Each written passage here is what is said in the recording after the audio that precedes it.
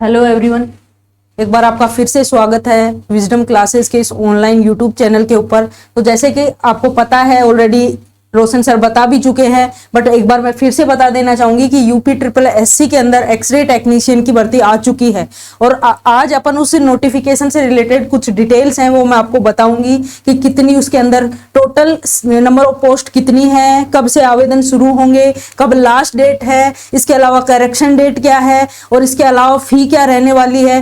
ठीक है, ये सारी चीजें अपन देखेंगे कि रिजर्व कैटेगरी के अंदर कितनी सीट है, लाइक जनरल में कितनी है, ओबीसी में कितनी है, एससी में कितनी है, एसटी में कितनी है। ये सारी चीजें अपन आज डिटेल से एक बार मैं आपको बता दूंगी।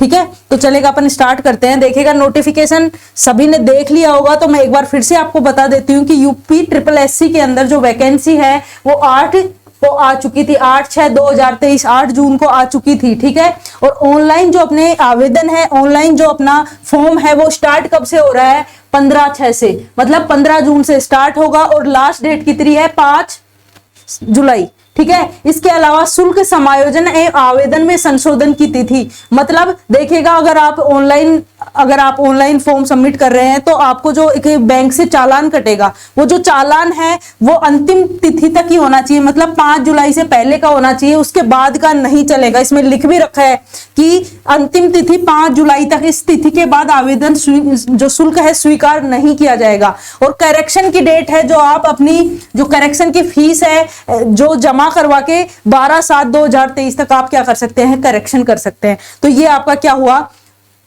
इसके बाद अगर मैं बताना चाहूं आपको कि इसके अंदर साफ सी बात है कि जो आपका चयन है वो किस बेसिस पे होगा, लिखित परीक्षा के बेसिस पे होगा। और एक सबसे बड़ी इंपॉर्टेंट बात, इसके लिए क्या जरूरी है, पैट जरूरी है। पैट 2022 का जो एग्जाम था उसका जो स्कोर कार्ड है उसी के बेसिस पे शॉर्ट लिस्टिंग की जाएगी, उसी के बेसिस पे क्या की जाएगी, शॉर्ट लिस्टिंग की जाएगी। तो साफ सी सिंपल सी बात यहां से क्या निकल के आई है कि भैया जी इस एग्जाम के लिए एलिजिबिलिटी क्या है, पैट एग्जाम है वो क्वालिफाई होना चाहिए। ठीक है, इसके अलावा आपका डिग्री या डिप्लोमा जो एफिलेटेड काउंसिल से है वो वैलिड रहेगा। ठीक है, तो पैट जरूरी है। इसमें लिखा हुआ भी है कि अभ्यर्थियों की शॉर्ट लिस्टिंग है, उनके पैट के अंदर जो नंबर आए हैं उसके स्कोर कार्ड के अकॉर्डिंग की जाएगी। इसके अलावा अपन नेक्स्ट बात करते हैं इसके अलावा नेक्स्ट इंपॉर्टेंट चीज क्या है, अगर आप ऑनलाइन आवेदन करोगे तो ये आपकी ऑफिशियल वेबसाइट दी हुई है upSSC.government.gov.in। ठीक है, इसके ऊपर आप क्या कर सकते हो, ऑनलाइन आवेदन है जो सबमिट करवा सकते हो। इसके अलावा अपन नेक्स्ट बात करते हैं इंपॉर्टेंट। ठीक है, इसके अलावा साफ सी बात क्या है, इसमें दे रखा है कि जो आपका आरक्षण है सर्टिफिकेट, मतलब ओबीसी वालों का, ईडब्ल्यूएस वालों का, वो कब से कब तक वैलिड है।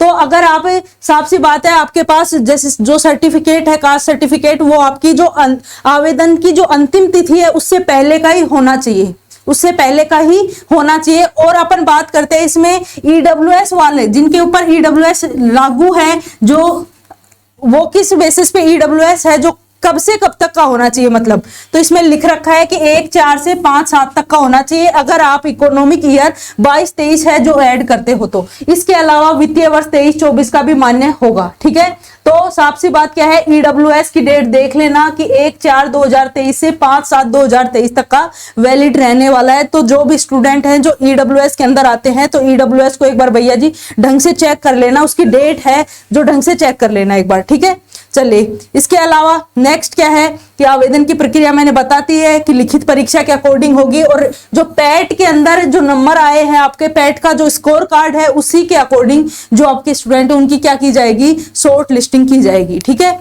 इसके अलावा अपन नेक्स्ट चलते हैं। ठीक है, आवेदन वगैरह की ऑफिशियल वेबसाइट आपको पता ही चल गई। ठीक है, इसके अलावा नेक्स्ट आपका क्या आता है,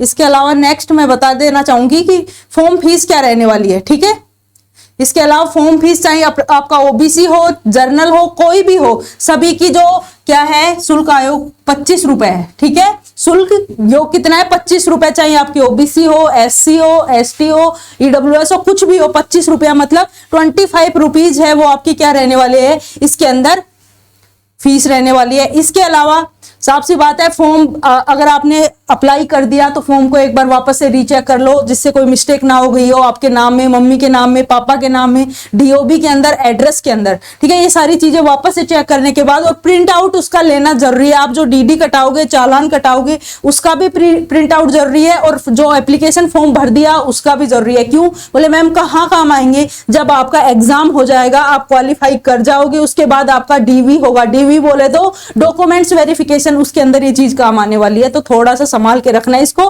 ठीक है। इसके अलावा नेक्स्ट अगर मैं बात करना चाहूं तो नेक्स्ट क्या है,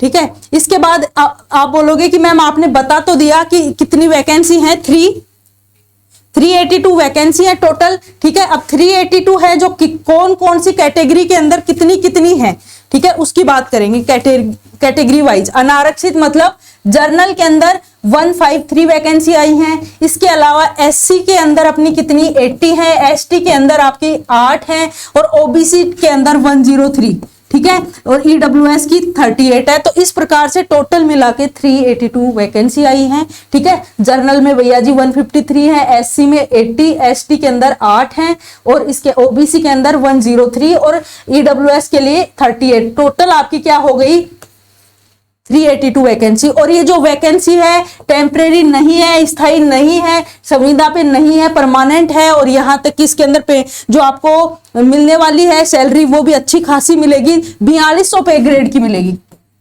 ठीक है।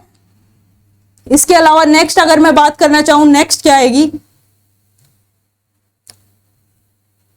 ठीक है। इसके अलावा नेक्स्ट अगर अपन बात करना चाहें तो क्या है कि इसके अंदर दे रखा है इलिजिबिलिटी दे रखा है, तो पैट होना जरूरी है। इसके अलावा क्या है कि आपका डिप्लोमा या फिर डिग्री होनी चाहिए, रिलेटेड काउंसिल से एफिलेटेड होनी चाहिए। इसके अलावा एज रिलैक्सेशन की बात करना चाहिए, अपन एज की बात करना चाहिए, बोले मैम मिनिमम कितनी एज और मैक्सिमम कितनी एज होनी चाहिए, और मिनिमम एज है तो उसको काउंट कहां से करेंगे, मतलब जनवरी से करेंगे, दिसंबर से करेंगे, ये चीज, ठीक है। तो अभ्यर्थी की जो 1 जुलाई से 1 जुलाई से क्या की जाएगी, इसकी काउंटिंग की जाएगी। तो मिनिमम 18 वर्ष होनी चाहिए और मैक्सिमम 40 वर्ष होनी चाहिए, ठीक है। 1 जुलाई से इसको काउंट किया जाएगा। और एग्जाम है, चयन का आधार क्या है, केवल लिखित परीक्षा है। जो सीधी भर्ती होती थी उसको सबको बंद कर दिया गया है, और अब जो एंट्रेंस पे ही आएगी, ठीक है। तो लिखित परीक्षा के आधार पे आपकी क्या होने वाली है, ये वैकेंसी कंप्लीट होने वाली है, ठीक है। इसके अलावा